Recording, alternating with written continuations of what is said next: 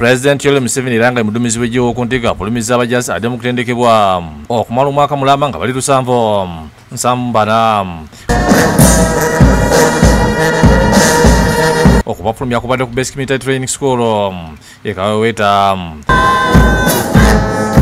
Bano bamateeka g'okubiri omwaka gwa 2023 nga kubafulumiziddwa 28 kuliko abatanzania n'abavudde Mali. Mu kufulumya abajaasi bano Pulezidenti Museveni abebazizza olw'okumaliriza emisomo. Congratulations on finishing a tough course. Ategeeza nti abajaasi abafulumiziddwa bayise mu kutendekebwa okukasamyeeme nga bakuguse mu kudya obw'enjawulo. In our training here, we try to expose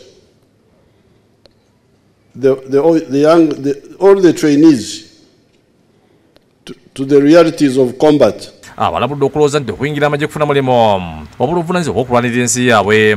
You young people come knowing that don't bring a careerist mentality in our army. A careerism, a jobism. No, this is a cause. Yemye okongera okusitula embeera z'abajaasi omuli okubazimbira amayumba, okusitula ebyenjigiriza y'abaana baabwe, abasomera bwereere ebyobulamu n'ebirala. That the welfare of the soldiers should be looked after.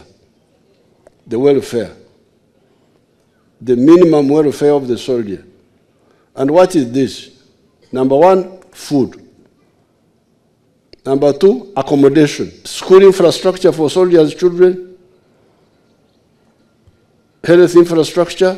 Minisitule mmezi ebyokwerinda Salamateke nga yakiikidde minisitule omujjuvu Jakubo Oboth ategeeza nti okutendekebwa kuno kugendereddemu okufuula amagye ag'ekikugu.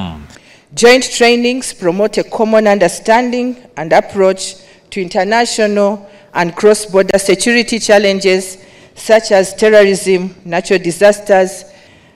Y'omuduumizi wa PDF General Muhoozi Rugaba ategeeza nti abajaasi abafulumiziddwa batendekeddwa bulungi era bajja kubeera ekyokulabirako mu magye emyaka egijja. As you step into your roles as commissioned officers, remember that leadership is not merely a position, but a profound responsibility. You are entrusted with the lives of those under your command, the security of our nation, and the upholding of the highest standards of integrity, discipline, and professionalism. Aduumira enkambi Kaweweeta Brigadier General Bone Geoffrey Wolimbo alabise ebyo byabangudde abajaasi. The core objectives of the course was to reflect the three key elements in the training and education of young officers. And that was moral. We looked at character.